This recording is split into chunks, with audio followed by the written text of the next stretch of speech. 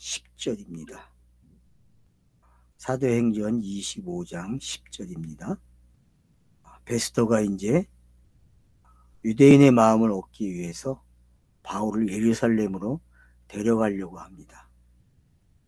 그러니까 바울이 이제 10절에서 가이사의 재판자 앞에 섰다 그래요. 자기는 벌써 이미 가이사의 재판이 시작됐다라고 이야기하는 거죠. 그래서 마땅히 거기서 신문을 받을 것이라. 맞죠? 저와 여러분은 과거에 그걸로는 심판을 안 받아요. 과거는. 단지 우리가 그분 앞에 서는 날이 있거든요. 그게 거듭남이 될 수도 있고 내가 육에서 완전히 벗어나는 날이 될 수 있겠죠. 어느 날인지 정확하게 저는 몰라요. 아직 어떤 게 맞는지 모르기 때문에. 아무튼 그 분명한 그런 표현이 있어요. 그분을 만나는 날이 있겠죠. 근데 이미 그분과 만나는 분들도 계시겠죠. 그러니까 그거는 정확하게 알 수 없어요. 그러나 지금 사도 바울의 표현들은 어떤 겁니까? 내가 이미 가이사의 재판에 있다라는 거죠. 가이사의 재판에 있다는 거, 여러분 지금 이 총독이 하는 재판하고요, 가이사에게 있는 재판하고는 달라요. 급이요. 총독은요 한 지역의 재판이에요. 한 노마가 가지고 있는 영토에서도 아주 끝부분에 있는 한 지역에서 지역적인 사건이죠. 그러니까 그러나 가이사에게 가는 거는요 지역적인 게 아니라 전체를 아우르는 이야기가 되는 거예요. 전체를. 그러면 여러분 복음의 시작이 예루살렘에서 시작됐고 어디까지 가는 거예요? 노마로 가는 건 뭐예요? 땅끝이 되는 거잖아요. 사도행전 1장 8절에서 이야기하는 그 땅끝 개념으로 가는 이야기란 말이에요. 그걸 뭐라 그래요? 하나님 나라 완성이라고 이야기하잖아요. 신학에서는. 근데 하나님의 나라 완성도 안 맞아요. 그런 단어들이. 결국은 지금 사도 바울이 크로노스 상에서 거기까지 찍어야 그 하나님이 말한 꼭지점이 되는 거거든요. 땅에서. 그래서 한 지역적인 곳에서 일어난 것이 어디까지 가야 돼요? 완벽한 이 지역적인 걸 통치게 하고 있는 그 모든 걸 아우르고 있는 그 지역의 중심에 가야만 복음이라는 게 완료되는 거죠. 그러면 이런 표현을 달리하면은 그 하나님의 뜻이 하늘에서 이루어진 것이 땅에서 이루어지는 바로 꼭지점 지점이 노마죠. 그래서 사도 바울은 이미 너희들 앞에 총독 앞에 재판받는 건 뭐라고 표현해? 가이사의 재판과 같다라는 것을 사도 바울이 지금 언급하고 있는 거죠. 그러니까 예루살렘 갈 일이 없다라고 이야기하는 거죠. 그러면 성도들이 가져야 할 태도가 뭡니까? 교회에서 배운 그런 태도가 아니죠. 교회에서는 매일 어떡합니까? 매일 큐티할 때만 또 후퇴하게 되고 또 교회 가면 또 회개하고 계속 회개라는 단어와 싸움을 하고 있어요. 여러분 이거는 절대 하시면 안 돼요. 저의 강의를 듣는 분들은 이거 하시면 안 돼요. 이거는 단 한 번으로 끝난 거예요. 단 한 번. 누구라? 예수 그리스도가 끝낸 거예요. 여러분. 이 일이 일어나는 순간 성경이 말하는 의인이 아닙니다. 여러분. 성경이 말하는 의인은요. 예수 그리스도가 한 의를 덧입는 게 그게 의예요. 그렇기 때문에 우리는 사람들이 말하는 그런 죄와 상관이 없어요. 원래 성경이 말하는 죄는 그런 죄가 아니에요. 근데 땅의 관념에서 사람들이 죄를 알아 배웠고 그 죄가 용서받는 걸로 배웠으니까 날마다 회개해야죠. 그 사람은. 맞죠? 땅의 죄는 속죄가 됩니까? 안 됩니까? 성경이 말하는 속죄 영단번이 아니에요. 그거는. 그건 그냥 자기가 종교로 매일 회개해야 자기 마음이 편안해지고, 또 한번 하고 나면 또 후련해지고, 그래서 또 정의로워지고 의로워지는 그런 반복된 이야기죠. 그걸 성화라고 가르쳤어요, 교회는. 그럼 그런 개념 아닙니다. 성화라는 개념 만약에 있다면요, 어떤 겁니까? 지금 사도 바울이 로마로 가는 거와 같은 거예요. 무슨 얘기인지 아십니까, 이게? 근데 분명하게 말하죠. 나 율법, 성전, 가이사에게 죄가 없어. 이게 뭔지 알고 여러분 로마까지 가야 된다니까요. 이걸 모르고 로마로 가면 안 돼요, 여러분. 자기에게 이 선언을 해야 돼요. 나는 교회가 말하는 죄가 없는 사람이고 성경이 말하는 죄가 없는 사람이야. 그게 분명해져야 된다는 거죠. 율법과 성전 가이사 앞에 죄가 없다, 이 말이 여러분 뼈에 심어져야 돼요. 그래서 새 사람이 돼야 돼요. 그게 예수가 가져간 영단번의 사건이에요. 무거운 짐, 세상에 무거운 짐을 지고 간 거잖아요. 수고하고 무거운 짐. 그런 것들이 뭔지 정확하게 지금 표현하고 있는 거예요. 마땅히 거기서 신문을 받을 거야. 당신도 잘 아시는 바와 같이 내가 유대인들에게 불의를 행한 일이 없나이다. 왜요? 이미 유대인들이 요구하는, 율법이 요구한 거 다 지불했어요. 영단번으로. 이게 불의가 될 수 없죠. 맞죠? 여러분, 그러니까 왜 바리새인 중에 바리새인 사울이 왜 일로 넘어왔는지를 아셔야 돼요. 왜 다메섹 석상에서 예수를 만나서 그가 이렇게 넘어왔는지. 그 넘어온 이야기가 구심점이 돼가지고 로마로 가면서 계속 그 얘기를 하는 거예요, 여러분. 그러면은 그 자기의 거듭난 순간, 그럼 또 구원파처럼 그날을 기억하고 그날을 날짜를 매기고 그런 세대주의적 관념이 아니고, 참 또 어렵네요. 그러니까 여러분들이 이해를 빨리 하셔야 돼. 이해.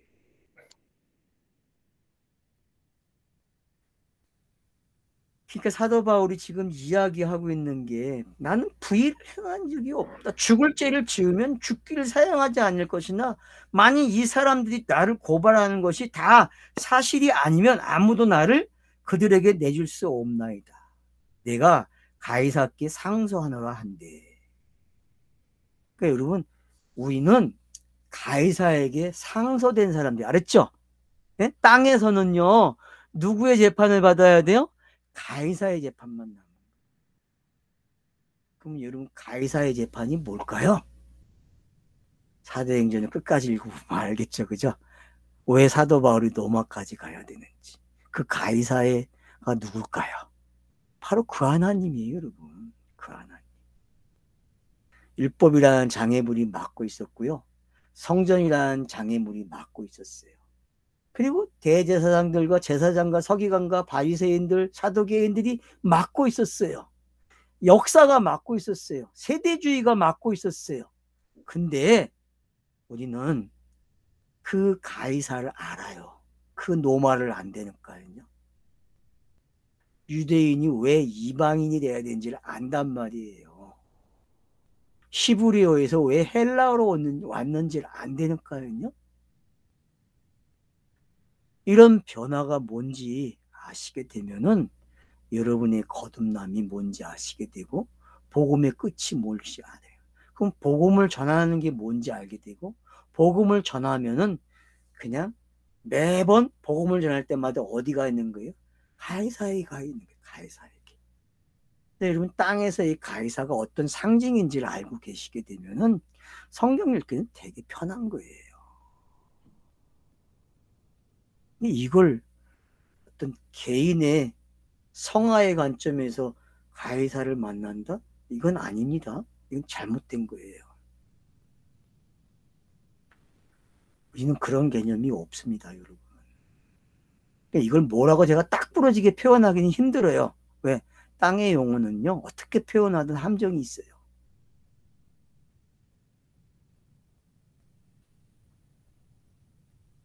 그래서 분명히 자기 의사를 표현해. 난 가이사에게 갈 거야. 이런 배짱이 필요한 거 아닙니까? 성도라면은. 복음을 가진 자라면, 메신저라면은 당연히 이런 배짱이 있어야죠. 주변에 걸릴 게 하나도 없어요. 똥배짱이라고 그러죠. 똥배짱. 그래서 베스더가 배석자들과 상의하고 이르되 너가 가이사에게 상소하였으니 가이사에게 갈 것이니라. 자, 봐요. 여러분, 성령이 사도 바울에게 말한 대로 가요, 안 가요? 간다니까요. 우리가 그렇게 되고 예수가 그리스도가 돼서 그리스도 예수로 바뀐 것처럼 우리가 그렇게 되는 거예요, 여러분. 이게 사도행전에서의 맛이에요. 이 맛을 아시게 되면요, 얼마나 성령 읽기가 재밌는데요. 교회에서 해왔던 재미 없잖아요. 솔직히 재밌지만 재밌는 순간 집에 돌아가면 어떤 일이 일어나요? 뭔가 허전해요, 여러분. 이거 아닌데라는 생각 안 해보셨습니까? 교회에서 설교를 들을 때는 아멘 아멘 하고 막 신났어요. 근데 교회 문을 나오고 집을 가면서 뭔가 이상해. 아니야. 도리도리 할 때가 많지 않았습니까, 여러분? 그게 뭔지, 그것 때문에 여러분 지금까지 고민했고 고생하시지 않았습니까? 그 고생을 또 하시려고 합니까? 뭐 아직 더 하고 싶으면 더 하셔야죠. 뭐 그런 회개하고 싶으면 더 하셔야죠. 분명히 말씀드리지만 교회가 하는 회개는 성경에 없습니다. 회개는 예수가 한 겁니다. 예수가. 값을 지불한 게 뭐예요? 회개예요, 여러분. 값을 지불하는 게. 그게 회개의 뜻이잖아요. 회개인은 어떻게 했어요? 값을 지불하고 돌이켜서 다른 곳을 향해서 가야 되잖아요. 그게 예수가 그리스도가 된 내용 아닙니까? 정확하잖아요. 회개라는 단어도 단어의 사전에서 말하는 대로. 그 짓을 하면 안 돼요. 그래서 예수를 돌이키면 기억해내면 안 된다니까요. 우리는 뭐만 있어요? 그리스도만 있어야 돼요. 만약에 성령과 율법과 가이사에게 죄가 없다는 말을 이해를 못하면은 아마 그렇게 말할 거예요, 사람들은요. 사도 바울이 말하는 죄가 없다는 게 이제 뭔지 아셔야 돼요. 복음은 죄가 없습니다. 왜? 완료된 거기 때문에. 사도 바울은 복음이에요. 그냥. 사도 그러면 이제 뭘로 바꾸셔야 돼요? 복음 그러는 거예요. 복음. 그래서 노마서가 복음으로 하는 거예요. 복음으로. 그래서 사도 바울이 복음을 부끄러워하지 않고 나는 복음의 빚진 자라고 1장에서 언급하는 거예요. 복음은 믿음에 이르게 하는 하나님의 능력을 나타내기 위해서 의인이 되게 하잖아요. 그래서 믿음으로 말미암아 산다 그래요. 의인은. 그런 것들이 잘 이해가 되는 본문이 돼야 돼요. 이 본문을 통해서. 자, 그래서 이제 베스도가 결론을 내렸어요. 너 가이사에게 간다? 왜요? 자기가 누구보다 세지 못해요? 가이사보다는 약하니까요. 지는 가이사가 임명한 하나의 맞죠? 그 하나님이 성경에 나오는 그 신들에게 명령한 거 아니에요. 넌 요 정도만 해라. 맞죠? 그리고 그게 완료가 돼버렸으면 뭐만 남았어요? 그 하나님에게 가는 일만 남은 거죠, 여러분. 지금 그런 얘기 하는 거예요. 그래서 이야기하는 거 맞다. 가라. 자, 수일 후에 이제 아그레파 왕 베니게가 베스도에게 문안하러 가이사에 왔다 그래요. 자, 이제 딴 사람이 또 왔습니다. 자, 여러 날 있더니 베스도가 바울의 일로 왕에게 고하여 이르되 베닉스가 한 사람을 구려하여 두었는데 내가 예루살렘에 있을 때에 유대인의 제사장들과 장로들이 그를 고소하여 정죄하길 청하기에 내가 대답하되 무릇 피고가 원고들 앞에서 고소 사건에 대하여 변명할 기회가 있기 전에 내주는 것은 로마 사람의 법이 아니라 하였노라. 맞죠? 여러분 이거 잘 읽으셔야 돼요. 지금. 그러니까 하늘의 법이 땅으로 오게 되면은 율법이 됐죠. 그 율법이 요구한 거를 예수가 다 갚았어요. 그러면 지금 복음이 돼가지고 진행이 되고 있는데 이걸 다시 유대인들이 고발해가지고 후퇴를 시키려고 해요. 그러니까 성경의 답이 뭐예요? 에이, 로마 사람은 로마 법대로 가이사에게 가는 거지 유대 예루살렘으로 가는 거 아니야라를 가르친단 말이에요. 알겠죠, 여러분? 그게 뭔지 여러분 이해를 하셔야 돼요. 그러니까 땅이 있고 중간 지점이 있고 하늘이 있단 말이에요. 그래서 성경 읽기에는 여러분 상상에 땅의 개념과 중간 개념과 하늘의 개념을 가지고 계셔야 돼요. 그래서 복음이 위에서 아래로 내려오고 이게 완료된 게 위로 올라가는데 복음을 전하는 게 지금 위로 올라가고 있는 거예요. 사도들은 지금 복음을 전해서 전부 위로 올라간다니까요. 이 위로 올라가는 이야기를 지금 어떻게 묘사하고 이게 어떻게 정당한지를 법정을 통해서 설명하는 거란 말이에요. 그 당시의 법정을 통해서. 그러니까 여러분들이 그 당시의 법정 이야기가 어떻게 복음이 완료되는 이야기로 바뀌었는지 상황 변화만 시키시면 되는 거예요. 알았죠? 네?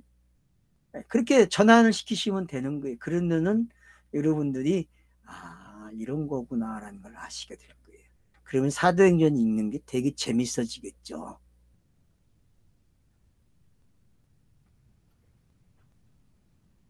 자, 그래서 이제 내가 예를 자, 그래서 여기까지 왔습니다. 16절까지 17절. 그러므로 그 뒤에 나와 함께 여기 오매 내가 지체하지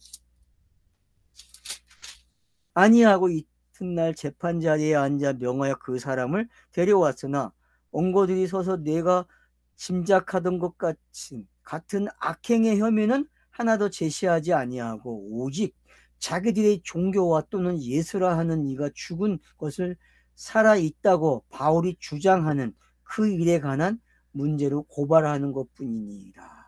그러니까 구약이 신약이 완성이 됐는데 못 깨닫고 있는 거예요. 보내주지 않는 거죠. 그러니까 재판을 통해서 놔주는 이야기예요. 이해가 되십니까? 네? 재판을 통해서 그러면 이제 여러분들이 히브리서가 더 잘 읽어져요. 이런 개념들이 이해가 되면은. 유대인들이 하지 못한 게 뭡니까? 놔줘야 되는데 놔주지를 못해요. 완료가 됐으면 인정해야 되는데 그러니까 보수는 절대로 진보로 가지 못한다는 거예요. 이해가 되십니까?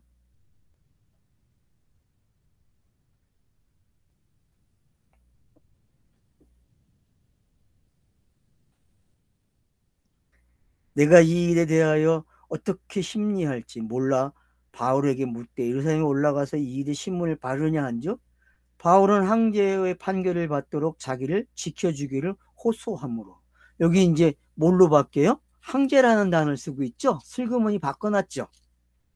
그죠? 앞에서는 뭘로 갔습니까? 가이사라고 했잖아요. 그죠? 그랬잖아요. 근데 황제로 바뀌어요, 여러분. 그러면 여러분 한번 보세요. 가이사가 황제 맞는데 왜 가이사를 썼다가 황제로 올까요?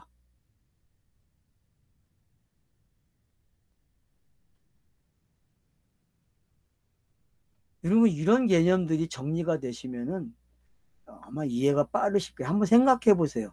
가이사로 불리는 거하고 황제로 불리는 게 어떤 건지. 뭐 로마에 대해서 연구를 많이 하신 분들이 한번 들어보면 좋겠어요. 이런 부분에 대해서. 뭐 고고학 쪽에서 이게 좀 사료가 있는지 모르겠네요.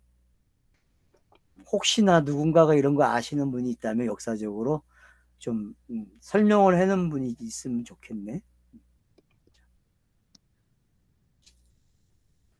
하여튼 바울은 황제의 판결을 받도록 자기를 지켜주기를 호소함으로 내가 그를 가이사에게 보내기까지 지켜두라 명하였다. 그렇게 표현을 하고 있습니다. 그러니까 여러분, 우리의 지향점은 지금 성령이 가르쳐준 대로 어디까지 가야 돼요? 가이사의 재판까지 가야 돼요. 그게 뭘까요? 왜 사도행전이 그걸 고집할까요? 왜 거기가 땅끝이라고 얘기할까요? 이런 질문들을 던져놓고 여러분의 생각의 세계가 생각하게 해보세요. 그리고 어느 날, 아, 이게 답이네 하시면서 웃어보세요. 분명히 여러분들이 답을 얻으실 거예요. 왜? 생각 주머니가 일을 해요. 그리고 답을 내놓을 겁니다.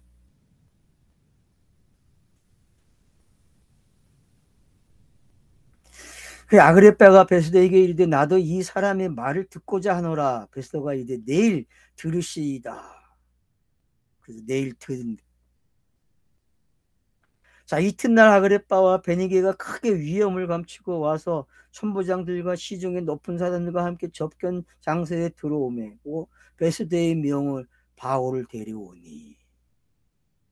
베스도가 말하되 아그리빠 왕과 여기 같이 있는 여러분이 당신들이 보는 이 사람은 유대의 모든 무리가 크게 외치되 살려두지 못할 사람이라고 하여 예루살렘에서 와 여기서도 내게 청하였으나 내가 살피건대 죽일 죄를 범한 일이 없더이다. 그러나 그가 황제에게 상소한 고로 보내기를 결정하였나이다. 그에 대하여 황제께 확실한 사실을 알 것이 없으므로 신문한 후 상소할 자료가 있을까 하여 당신들 앞에 특히 아그레빠 왕 당신 앞에 그를 내세웠나이다. 그러니까 지금 글로 가이사에게 보내야 되는데 상소 내용이 없는 거예요, 이게. 여러분 뭐라고 적을까요? 사도행전에서 여러분이 이걸 찾아내셔야 돼요. 뭐라고 적어서 보낼까 과연. 만약에 그걸 못 적은 상태에서 보내면 쪽팔리는 거잖아요, 총독이. 안 그렇습니까? 근데다가 주변의 왕들까지 다 왔어요. 그 왕들도 다 황제의 부하들이잖아요. 맞죠? 어느 곳은 총독을 보내고 어떤 곳은 왕들 임해가지고 황제가 통치하고 있는 거 아니에요. 그러면 여러분 총독은 뭐고 왕은 뭐고 황제는 뭘까요? 여러분 이런 거 생각해 보신 적 있어요? 왜 역사 속에서 이런 방법들이 나왔는지. 예? 우리가 중국과 관계돼서 예? 당나라나 이런 것들이 우리를 압박해 오면 우리를 어떻게 해요? 이런 관계 속에서 이렇게 압박해 왔잖아요. 근데 결국은 누구에게 가야 돼요? 황제에게 가는 거잖아요. 그러니까 이런 것들이 뭔지 우리가 알게 되면은 상당히 재밌는 이야기들이 우리가 엿볼 수 있는 거죠. 그러니까 이런 가정들이 지금 사도행전에서 등장하고 있다는 것은 역출애굽과 같은 거죠. 공간복음서는 이렇게 복음을 기록했다면은 사도행전은 복음을 어떻게 해요? 거꾸로 거슬러 올라가면서 복음을 기록하는 거예요. 이게 뭔지 아시겠습니까, 여러분? 이미 이거는 구약에서 우리가 경험을 했어야 돼요, 이런 것들을요. 그리고 이런 경우가 되게 많았어요, 구약 때요. 이렇게 온 거를 이렇게 올려보내는 이야기. 여러분, 창세기 1장부터 11장은 이렇게 내려오는 이야기였다면은 인물들을 아브라함, 이삭, 야곱을 통해서는 어떻게 해요? 우로 올라가는 이야기가 나오는 거죠. 여러분 이런 그림들이 그래서 야복강의 이야기, 베델의 이야기 이런 것들이 어떻게 우로 올라가는 이야기가 되고 내려온 이야기가 어떻게 우로 올라가는지. 그래서 요셉이라는 사람을 통해서 우로 올라가는 이야기와 내려가는 이야기가 잘 정리되는 거죠. 그게 이제 모세가 바톤을 잇는 이야기가 되는 거예요. 그래서 여러분들이 이런 부분들을 이렇게 좀 잘 가지고 계시면은 창세기에서 출애굽기로 오면서 왜 모세가 올라가는 이야기를 묘사해야 되는지, 그래서 그런 출애굽의 이야기가 왜 탄생을 하게 되고 그런 부분들을 여러분이 이해를 하시게 되면은 지금 이 기법을 이해하게 되는 거예요. 거기서는 애굽에서 예루살렘 유대 나라로 귀환하는 내용이었다면은 지금은 예루살렘에서 로마로 가는 이야기. 제가 그래서 역추의 걷기라 그런 거예요. 맞죠? 가나안 땅에서 어디로 갔어요? 다시 옮겨갔잖아요. 바벨론으로. 그런 내용들이 지금 사대행전에서 똑같이 예루살렘에서 바벨론으로 가는 거와 예루살렘에서 가이사로 가는 거, 이렇게 다 같은 패턴을 읽어내셔야 돼요.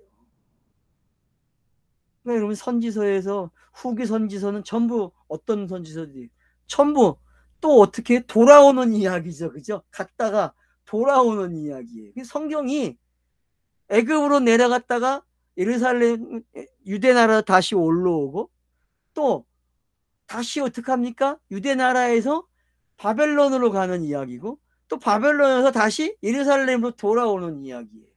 그리고 예루살렘에서 다시 돌아와 가지고 예수가 와서 성전을 완성하고 율법을 완성하고, 그리고 다시 로마로 가는 이야기예요. 그러면 여러분, 이런 큰 세트가 어떤 걸 묘사하고자 하는지 이제는 충분한 힌트가 되지 않습니까요? 성경의 총괄적인 이야기가 어떻게 이렇게 표현됐다가 이렇게 표현됐다 이렇게 표현됐다 하는 그 방법론적인 것들이, 그래서 여러분 창세기 1장 1절에 나오는 그 단어, 히브리 알파벳의 첫째 단어와 그 끝 단어, 내려오고 올라가는 단어, 그 알파벳이 내려오기도 하고 올라가기도 하는 단어. 그래서 그게 쌍수예요. 내려오는 하나의 수가 있고 올라가는 거, 이것도 쌍수로 여러분이 읽을 수 있어야 돼요. 꼭 선악 개념의 쌍수로만 생각하지 마세요. 히브리의 쌍수는 내려오는 쌍수도 있고 올라가는 수도 있다는 걸 아셔야 돼요. 근데 뭐만 알았어요, 여러분은? 선, 악, 요 정도로 아는 거야.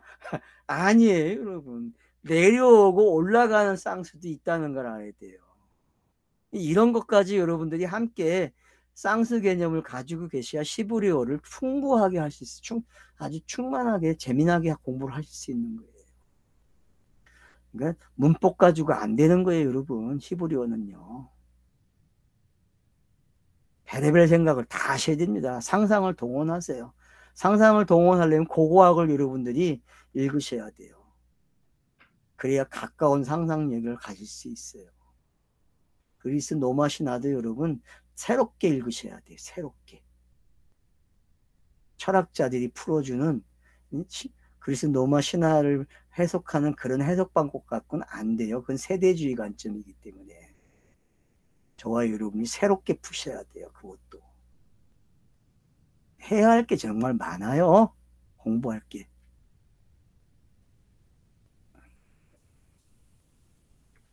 자, 그래서 아무것도 제목을 찾을 수 없대요.